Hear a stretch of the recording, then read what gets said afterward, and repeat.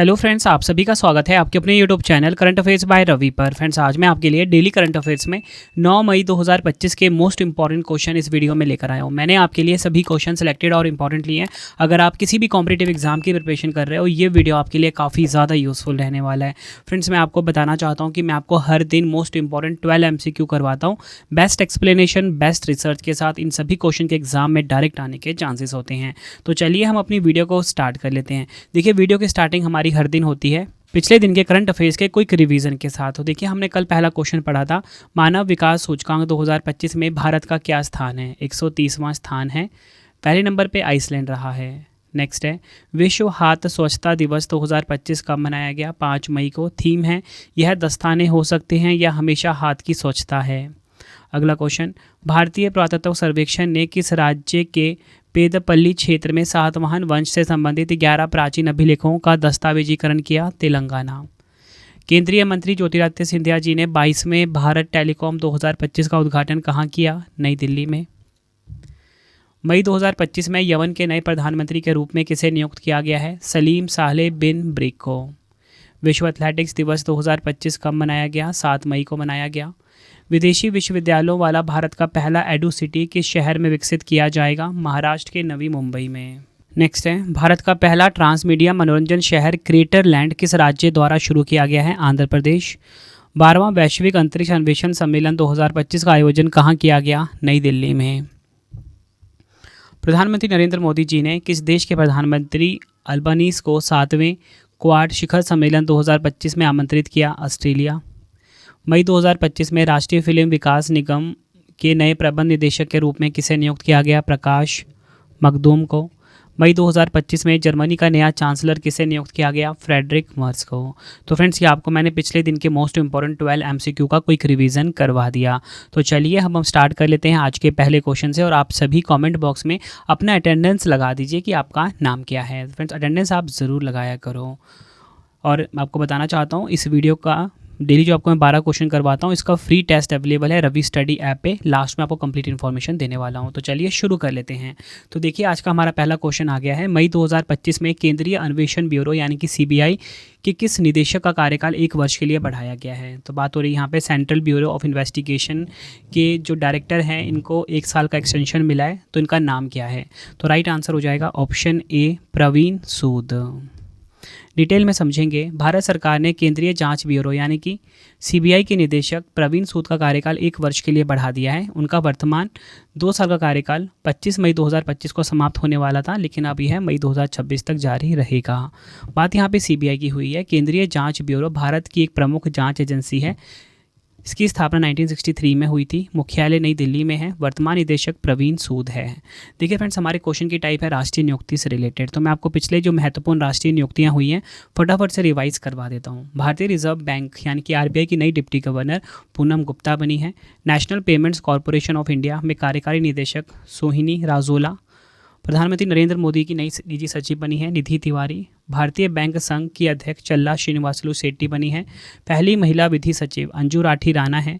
भारतीय reserve bank के कार्यकारी निदेशक अजीत रत्नाकर जोशी हैं। रक्षा लेखा महानियंत्रक के प्रमुख डॉक्टर मयंक शर्मा। भारतीय प्रतिभूति विनिमय बोर्ड SEBI के 11वें अध्यक्ष तुहिन कांता पांडे। रतन टाटा एंडोरमेंट फाउंडेशन के नए अध्यक्ष N चंद्रशेखरन। सशस्त्र सीमा बल के नए महानिदेशक बने हैं अमृत मोहन प्रसाद। हिंदुस्तान एरोनॉटिक्स लिमिटेड के नए CMD DK सुनील बने हैं। लोक लेखा समिति के नए अध्यक्ष KC वेणुगोपाल हैं। ये सभी आपको ध्यान रखना है। और आपको बताना चाहता हूँ, अभी जो आपके सामने वीडियो रिकॉर्ड कर रहा हूँ मैं, अभी एक और अपडेट आ गया कि जो लोक लेखा समिति के अध्यक्ष हैं KC वेणुगोपाल, इनको भी 1 साल का एक्सटेंशन मिल गया है। बढ़ते हैं अगले क्वेश्चन की तरफ। मई 2025 में केंद्रीय मंत्री राम मोहन नायडू जी ने किन 2 ग्रीनफील्ड हवाई अड्डों के लिए सैद्धांतिक मंजूरी दी है। तो राइट आंसर हो जाएगा ऑप्शन सी, A और B दोनों। राजस्थान का जो कोटा है और उड़ीसा का जो पुरी है, यहाँ पर 2 नए ग्रीनफील्ड हवाई अड्डे बनाए जाएंगे। केंद्रीय नागरिक उड्डयन मंत्री किंजरापू राम मोहन नायडू ने कोटा राजस्थान और पुरी ओडिशा में ग्रीनफील्ड हवाई अड्डों की स्थापना के लिए सैद्धांतिक मंजूरी प्रदान की। यह मंजूरी उड़ान योजना यानी कि उड़े देश का आम नागरिक के अनुरूप दी गई है, जिसका उद्देश्य देश के आम नागरिकों के लिए हवाई यात्रा को सस्ता और सुलभ बनाना है। ग्रीनफील्ड हवाई अड्डे क्या होते हैं ये मैं आपको बता देता हूँ। वह नए हवाई अड्डे होते हैं जो पहले से अविकसित भूमि पर बनाए जाते हैं। यह मौजूदा हवाई अड्डों के विस्तार या उन्नयन के विपरीत हैं, जिन्हें ब्राउन फील्ड हवाई अड्डे कहा जाता है। अगला क्वेश्चन है, मई 2025 में अंतर्राष्ट्रीय सौर गठबंधन यानी कि इंटरनेशनल सोलर अलायंस का 123वां सदस्य देश कौन सा बन गया है? आंसर हो जाएगा इस क्वेश्चन का ऑप्शन ए अंगोला। ये आपको ध्यान रखना है। डिटेल में समझेंगे। अंगोला ने भारत की यात्रा के दौरान अंतर्राष्ट्रीय सौर गठबंधन ISA के फ्रेमवर्क समझौते पर हस्ताक्षर किए और संगठन का 123वां सदस्य बन गया है। यह समझौता अंगोला के राष्ट्रपति जोआओ मैनुअल गोंकाल्वेस लोरेंको की भारत यात्रा के दौरान हुआ। यहाँ पे बात हुई अंतर्राष्ट्रीय सौर गठबंधन की। अंतर्राष्ट्रीय सौर गठबंधन एक संधि आधारित अंतर सरकारी संगठन है, जिसका उद्देश्य सौर ऊर्जा के विकास और उपयोग को बढ़ावा देना है। इसे भारत और फ्रांस ने संयुक्त रूप से 2015 में COP21 शिखर सम्मेलन में लॉन्च किया था। इसकी स्थापना कब हुई थी? 30 नवंबर 2015 को। एग्जाम में बार बार पूछा जाता है। मुख्यालय गुरुग्राम हरियाणा में है। महानिदेशक आशीष खन्ना हैं। ये सभी फैक्ट्स आपको ध्यान रखने हैं ISA से जुड़े हुए। अगला क्वेश्चन है, भारतीय नौसेना के INS शारदा ने किस देश के साथ संयुक्त मानवीय सहायता और आपदा राहत अभ्यास शुरू किया है? राइट आंसर हो जाएगा ऑप्शन ए मालदीव। ये आपको ध्यान रखना है। डिटेल में समझेंगे इस क्वेश्चन को। INS शारदा ने 4 मई से 10 मई 2025 तक मालदीव के माफिलाफुशी एटोल में आयोजित संयुक्त मानवीय सहायता और आपदा राहत अभ्यास में भाग लिया है। इस अभ्यास का मुख्य उद्देश्य भारतीय नौसेना और मालदीव राष्ट्रीय सुरक्षा बल के बीच इंटरऑपरेबिलिटी यानी कि अंतर संचालनशीलता को बढ़ावा देना है। अगला क्वेश्चन है, मई 2025 में किस राज्य सरकार द्वारा आर्टिफिशियल इंटेलिजेंस विकास परियोजना को विश्व बैंक समर्पित 474.39 करोड़ रुपए की लागत से मंजूरी दी गई है? राइट आंसर हो जाएगा इस क्वेश्चन का ऑप्शन सी हरियाणा। डिटेल में समझेंगे इस क्वेश्चन को तो देखिए, हरियाणा के मुख्यमंत्री नायब सिंह सैनी के नेतृत्व में हरियाणा मंत्रिमंडल ने आर्टिफिशियल इंटेलिजेंस विकास परियोजना को 2025-28 के लिए मंजूरी दे दी है, जिसका कुल परिव्यय 474.39 करोड़ रुपए है। इसका उद्देश्य भारत में आर्टिफिशियल इंटेलिजेंस आधारित तकनीकों का विकास और उपयोग बढ़ाना, ताकि सरकारी सेवाओं को अधिक दक्ष, पारदर्शी और नागरिक केंद्रित बनाया जा सके। तो यहाँ पे आपको ध्यान क्या रखना है कि किस राज्य की सरकार द्वारा? हरियाणा राज्य की सरकार के द्वारा आर्टिफिशियल इंटेलिजेंस विकास परियोजना को विश्व बैंक समर्थित, किस संगठन का समर्थन मिला है? विश्व बैंक समर्थित 474.39 करोड़ रुपए की लागत से मंजूरी दी गई है। बढ़ते हैं अगले क्वेश्चन की तरफ। यूनेस्को द्वारा मान्यता प्राप्त रम्मान उत्सव 2025 का आयोजन किस राज्य में किया गया है? राइट आंसर हो जाएगा इस क्वेश्चन का ऑप्शन ए उत्तराखंड राज्य में। डिटेल में समझेंगे इस क्वेश्चन को। यूनेस्को द्वारा मान्यता प्राप्त रम्मान उत्सव 2025 का आयोजन उत्तराखंड राज्य के चमोली जिले के सलूड डुंगरो गांव में किया गया। यह उत्सव एक पारंपरिक लोक धार्मिक सांस्कृतिक अनुष्ठानिक आयोजन है, जो गांव के रक्षक देवता भूमियाल यानी कि भैरव को समर्पित है। रम्मान उत्सव हर वर्ष बैसाख महीने में, अप्रैल महीने में मनाया जाता है। यूनेस्को ने वर्ष 2009 में, काफ़ी इंपॉर्टेंट है ये, 2009 में इसे मानवता की अमूर्त सांस्कृतिक विरासत के रूप में मान्यता प्रदान की थी। नेक्स्ट क्वेश्चन करवाने से पहले आपको मैं एक छोटी सी इन्फॉर्मेशन दे देता हूँ फ्रेंड्स, कि अगर आपको हमारी प्रिंटेड फॉर्मेट में बुक्स चाहिए तो raviaditipublication.com से आप बाय कर सकते हो। 25,000 GK GS की बुक, जो कि इस टाइम हमारी ट्रेंडिंग चल रही है, वो भी आपको इसी वेबसाइट पे मिलेगा। MCQ की चाहिए GK GS की, साइंस की, जनरल नॉलेज, NCERT, हर सब्जेक्ट की आपको raviaditipublication.com पे मिल जाता है। इसी के साथ अगर आपको PDF चाहिए इंस्टेंट, मतलब आपको ईमेल पे डिलीवर हो जाएगा, जिसमें कि हमारा करंट अफेयर्स है लास्ट 4 मंथ का, मंथली करंट अफेयर्स की मैगजीन आती है हमारी, उसके बाद वार्षिकांक 2024 का, सबसे इंपॉर्टेंट 11,000 GK GS का PDF पार्ट वाइज बुकलेट, ये आपको ravibookspdf.com पे मिलेगा। आप ये हमारे सैंपल देख सकते हो मंथली करंट अफेयर्स की मैगजीन का। सबसे खास बात क्या होता है कि 500 से ज़्यादा MCQs हम कवर करते हैं, बिल्कुल रिसर्च करके। MCQ फॉर्मेट में इमेज के साथ डिटेल एक्सप्लेनेशन होती है। रवि स्टडी ऐप को जरूर इंस्टॉल करना। आपको बताना चाहता हूँ कि मैं आपको डेली जो करंट अफेयर्स पढ़ाता हूँ 12 MCQ, ठीक है, इसका फ्री टेस्ट आपके लिए अवेलेबल है, फ्री PDF अवेलेबल है, और सबसे खास बात कि इसमें 3 क्वेश्चन एक्स्ट्रा होते हैं, डेली के 15 MCQs होते हैं, ठीक है। तो इसके लिए आपको रवि स्टडी ऐप को इंस्टॉल करना है अपने फ़ोन में। कोई भी अगर आपको पेड वीडियो चाहिए, हमारा विजेता बैच अवेलेबल है करंट अफेयर्स का, जीएस का, रवि स्टडी ऐप पे आपको मिल जाएगा, ठीक है। करंट अफेयर्स का नोट्स चाहिए आपको, जीके जीएस का नोट्स चाहिए, यूट्यूब वीडियो नोट्स चाहिए, टेस्ट सीरीज चाहिए, रवि स्टडी ऐप पे आपको मिलेगा। तो चलिए अब हम नेक्स्ट क्वेश्चन कर लेते हैं।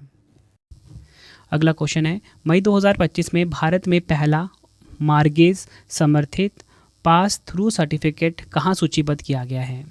तो यहाँ पे जो पास थ्रू सर्टिफिकेट है कहाँ पे लिस्ट किया गया है? नेशनल स्टॉक एक्सचेंज में, NSE में। डिटेल में समझेंगे। भारत में पहला मॉर्गेज समर्थित pass through certificate national stock exchange में सूचीबद्ध किया गया है। यह PTC RMBS development company limited द्वारा संरचित किया गया है और LIC हाउसिंग फाइनेंस लिमिटेड द्वारा शुरू किए गए आवास ऋणों के पूल से समर्थित है। इसकी परिपक्वता अवधि लगभग 20 वर्ष है और इसका कूपन दर 7.26% प्रति वर्ष निर्धारित किया गया है। बात यहाँ पे NSE की हुई है। नेशनल स्टॉक एक्सचेंज भारत का एक प्रमुख शेयर बाजार और व्यापार की मात्रा के हिसाब से दुनिया के सबसे बड़े शेयर बाजारों में से एक है। 27 नवंबर 1992 को स्थापना हुई थी। मुख्यालय मुंबई महाराष्ट्र में है। MD and CEO Ashish Kumar Chauhan हैं। ये सभी फैक्ट्स आपको ध्यान रखने हैं। अगला क्वेश्चन है, शिक्षा मंत्रालय द्वारा भारतीय विदेश व्यापार संस्थान यानी कि IIFT को किस स्थान पर नया ऑफ कैंपस केंद्र स्थापित करने की स्वीकृति दी गई है? राइट आंसर हो जाएगा ऑप्शन बी, गुजरात के गिफ्ट सिटी में। डिटेल में समझते हैं। शिक्षा मंत्रालय द्वारा भारतीय विदेश व्यापार संस्थान IIFT नई दिल्ली को गांधीनगर गुजरात में स्थित Gujarat international finance tech city यानी कि गिफ्ट सिटी में एक नया ऑफ कैंपस केंद्र स्थापित करने की स्वीकृति प्रदान की गई है। यह संस्थान 1000 से अधिक छात्रों की क्षमता, योग्य संकाय, विस्तृत शैक्षणिक कार्यक्रम और अत्याधुनिक पुस्तकालय जैसी सुविधाओं से सुसज्जित होगा। अगर हम बात करें कि ऑफ कैंपस केंद्र क्या होता है, इसका अर्थ होता है किसी विश्वविद्यालय या संस्थान द्वारा अपने मुख्य परिसर के बाहर किसी अन्य स्थान पर स्थापित किया गया अध्ययन या अनुसंधान केंद्र। अगला क्वेश्चन कर लेते हैं। मई 2025 में भारत ने किस देश के साथ ऐतिहासिक मुक्त व्यापार समझौते पर हस्ताक्षर किए हैं? राइट आंसर हो जाएगा इस क्वेश्चन का ऑप्शन डी, यूनाइटेड किंगडम यानी कि UK। डिटेल में समझते हैं। भारत और यूनाइटेड किंगडम ने 6 मई 2025 को एक ऐतिहासिक मुक्त व्यापार समझौते यानी कि FTA, जिसे कि फ्री ट्रेड एग्रीमेंट भी बोलते हैं, पर हस्ताक्षर किए हैं, जो दोनों देशों के बीच आर्थिक सहयोग को नई ऊंचाइयों पर ले जाने का संकेत है। इस समझौते के तहत भारत ने 90% ब्रिटिश उत्पादों पर टैरिफ में कटौती की है।